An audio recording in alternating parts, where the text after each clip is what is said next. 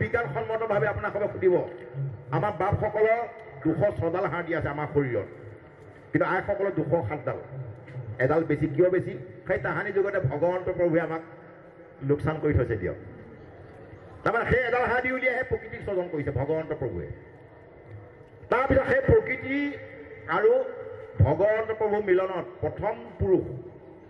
যিজন নেকি প্ৰথম পুৰুষ বুলি কয় মহত্ত কুমাৰ সেই মহত্ত কুমাৰ কথাখিনি কৈছে মহত্ত কুমাৰ জন্ম হৈছে আৰু মহত্ত কুমাৰ জন্ম হোৱাৰ পাছত তাৰ পৰাই প্ৰকৃতি কি বুলি কয় মহামায়া আৰু মহত্ত কুমাৰ মিলন হৈ তিনি তত্ত্বক স্বজন কৰিছে তিনি তত্ত্ব জন্ম দিছে সত ৰজ তম অৰ্থাৎ তাৰ পৰাই মায়া আৰম্ভ এনে কথাকে প্ৰহ্লাদে ভগৱন্তৰ ওচৰত কৈছে যে হে প্ৰভু আপোনাৰ চৰণত ভকতি কৰিলেহে এনেকুৱা ফল পায় বাকী অন্য এই বিষয়টো বা এইখিনি শক্তি বা এই ফলখিনি কোনো দেৱী দেৱতাৰ হাতত নাই বুলি প্ৰহ্লাদ ভকতে নিজেই প্ৰকাশ কৰি আছে কৃষ্ণ প্ৰভুসকল কি সুন্দৰভাৱে দৈত্য শিশু ভক্ত প্ৰহ্লাদে কথাখিনি নৰসিংহৰূপী ভগৱন্তৰ আগত কৈ আছে এতিয়া কৈছে যে হে প্ৰভু সেই যেনেকৈ কোনোবা দেৱী দেৱতাক বা ক'ৰবাত কিবা ভকতি কৰি যি অকণমান পুণ্য পায় সেইসকল পুনৰ আকৌ মৃত্যু হোৱাৰ পাছত সংসাৰত জন্ম গ্ৰহণ কৰি বিভিন্ন ধৰণৰ তিন তৰু লতা গছ বন কেঁচু কুমতি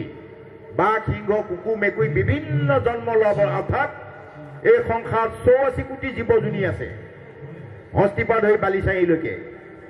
এই সমস্ত জীৱজনীসমূহ পৰিভ্ৰমণ কৰাৰ পাছতহে পুনৰ আকৌ সেইটো জীৱক মানুহৰ জন্ম দিয়ে মানুহৰ জন্ম দিয়া মানে হ'ল কি বুলি কি কয় ভগৱন্ত প্ৰভুৱে কয় যে তুমি পাৰিলে এই নৰতনুটো লৈ ভকত সংগত মোৰ নাম লৈ তুমি পাৰিলে জন্ম মৃত্যুৰ যিটো যান্ত্ৰণা চক্ৰ সেই জন্ম মৃত্যুৰ চক্ৰৰ পৰা তুমি হাত এৰাই আহা বুলি সুবিধা এটা দিয়ে এতিয়া এনেহেন সুবিধাকণ আমাৰ জীৱটোৱে বা আমিবিলাকে পোৱাৰ পাছত সেই সুবিধাকণ যদি আমি তাক যদি সফল নকৰোঁ তেতিয়াহ'লে আমাতকৈ আৰু এই সংসাৰত আত্মঘাতী নাই আমি আত্মঘাতী এতিয়া প্ৰহ্লাদে সেইটো কথাকে কৈছে সুন্দৰভাৱে কৈছে যে হে প্ৰভু তোমাকো এৰিয়া যিটো উপায় কৰয় কিছু নুহুই কয় ঘূৰ সংসাৰী হুৱয় ভগৱন্তক এৰি আমি যদি অন্য প্ৰকাৰে আমি সদগতি বিচাৰোঁ তেওঁ কোনো ফল নাপায় খালি মাত্ৰ পুনৰ তেওঁ আকৌ এই সংসাৰত জন্ম গ্ৰহণ কৰি বিভিন্ন জ্বালা যান্ত্ৰণা ভুগিব লাগিব মানে পুনৰাবৃত্তি হ'ব আকৌ জন্ম যান্ত্ৰণা যিটো নেকি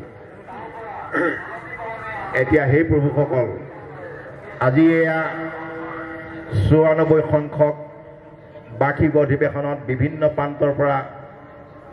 কোটিৰো অধিক ভকত একত্ৰিত হ'ব এই ঠাইত আৰু এই ঠাই আমি অকণমান আগত কৈছিলোঁ বৈকুণ্ঠতকৈও বৈকুণ্ঠ কিয়নো ভগৱন্ত আহি ইয়াত উপস্থিত হ'ব ভগৱন্ত আহি উপস্থিত হ'ব আৰু ভগৱন্ত উপস্থিত হৈ আছে গতিকে এই ঠাইত ভগৱন্তৰ ওচৰত কায় মনোবাক্যে একান্তভাৱে সুদৃঢ় বিশ্বাসে প্ৰভুসকল তথাই মাতি হ'ব বিশ্বাসৰ 3টা স্তৰ আছে আমি পোনে পোনে কোনোবাই কিবা এটা কথা ক'লে কৈ দি যাওঁ কৰিছোঁ বিশ্বাস কৰিছোঁ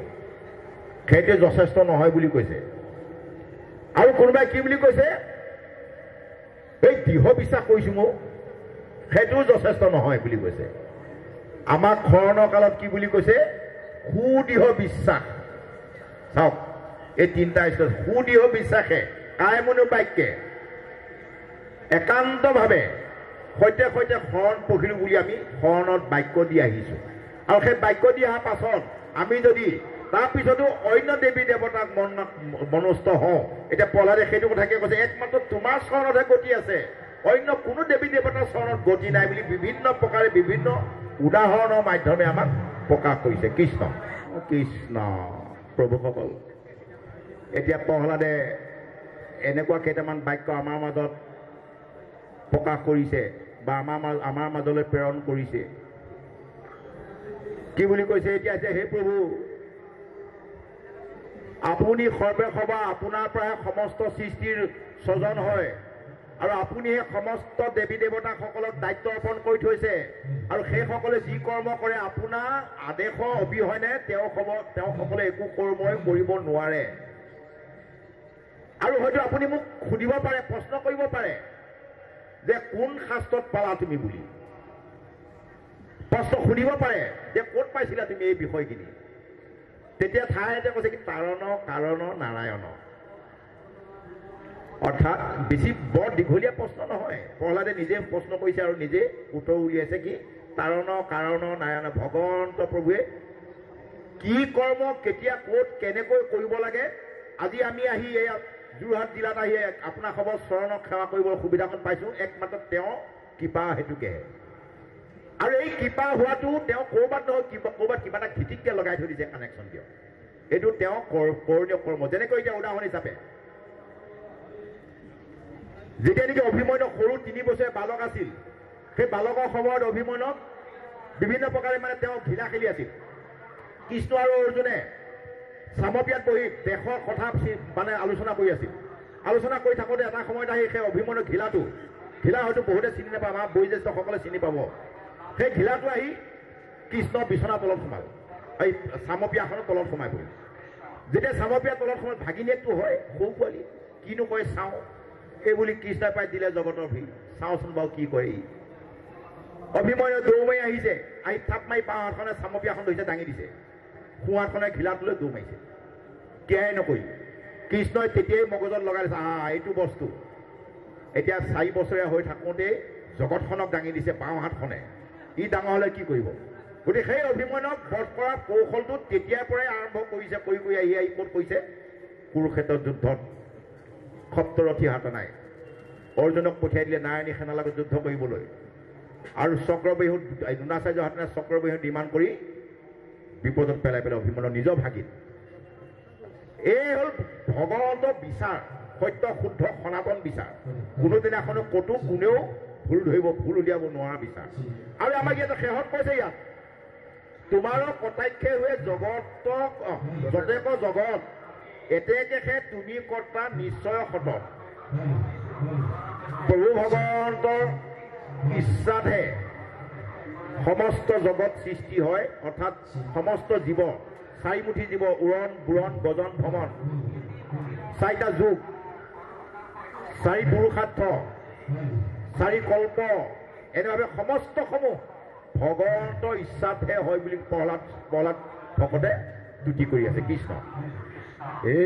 ৰাম হে কৰ্তা তুমি সম আৱৰ কাৰণ যাহাৰ সম্বন্ধে হুৱে যত ভূতগণ জাত হন্তে হুৱে পুনু তাতে হুৱে লীন অপাদান কৰ্তা তুমি প্ৰভু দাসীন তুমি সম্প্ৰদায় প্ৰভু কৰ্তা কৰ্মচয় তাতো বিভক্তিৰ অৰ্থে তুমি হে নিশ্চয় হুয়া বিশেষণ পদ অব্যয় যতে আনু অসংখ্যাত শব্দ আশয় অনেক তুমি বিনে বিচাৰত আন বস্তু নাই সমস্তে আপুনি হুয়া আশা সদায় প্ৰকৃতি মহত আনু কাৰণ যতে উৎপন্ন কৰা তুমি সদায়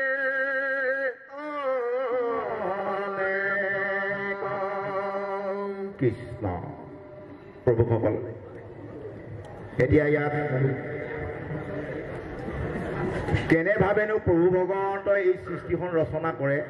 সেই বিষয়খিনি আমাৰ ইয়াত অকণমান থুলমূলকৈ প্ৰহ্লাদ ভকতে ভাগৱতৰ মাধ্যমে আমাৰ মাজত প্ৰকাশ কৰিব বিচাৰিছে। প্ৰকৃতি আৰু মহতত্ব বুলি কৈছে। যেতিয়া নেকি এই সমস্ত জগতক সংহাৰ কৰি প্ৰভু ভগৱন্তে অৰ্থাৎ যোন যেনেকৈ য'ৰ পৰা উৎপত্তি, মানে তেওঁ ভগৱন্তৰ সংহাৰ কৰাৰ নিয়মটো কেনেকুৱা, যোন যেনেকৈ য'ৰ পৰা উৎপত্তি ততেই যায় তেওঁ লীন হ'ব লাগিব। যেনেকৈ এতিয়া এই হৰি মন্দিৰত আমি প্ৰৱেশ কৰোঁতে আমি সেই মূল গেটেদি প্ৰৱেশ কৰিছোঁ আৰু ওলাই যাওঁতেও আমি সেই মূল গেটেদিয়ে ওলাই যাব লাগিব। ঠিক তেনেকৈ সংসাৰখন ৰচনা কৰোঁতেও পঞ্চভূত, পঞ্চতত্মাত, পঞ্চজ্ঞানেন্দ্ৰিয়, পঞ্চকৰ্মেন্দ্ৰিয়, মনৰ 4টা প্ৰকাৰ, স্থিতি মন, বুদ্ধি, চিত, অহংকাৰ, এই 24 তত্ত্বৰ সৈতে আমাৰ দেহটো গঠিত কৰিছে। আৰু এনেভাৱে য'ৰ পৰা যিটো বস্তু উৎপন্ন হৈছে তাতে গৈ তেওঁ আকৌ শেহান্তত অৰ্থাৎ সৃষ্টি যেতিয়া সামৰিব, প্ৰলয় হ'ব, তেতিয়া সেই তাতে গৈ লীন হ'ব লাগিব। আৰু ইয়াত কৈছে যে প্ৰকৃতি আৰু মহত্বৰ কথা কৈছে। যেতিয়া নেকি সমস্ত জগতক সংহাৰ কৰি প্ৰভু ভগৱন্তই অনন্ত সজ্জাত শয়ন কৰি থাকে, তেতিয়া তেওঁ কি হয়, অকলে অকলে থাকোঁতে এলাহ লাগে।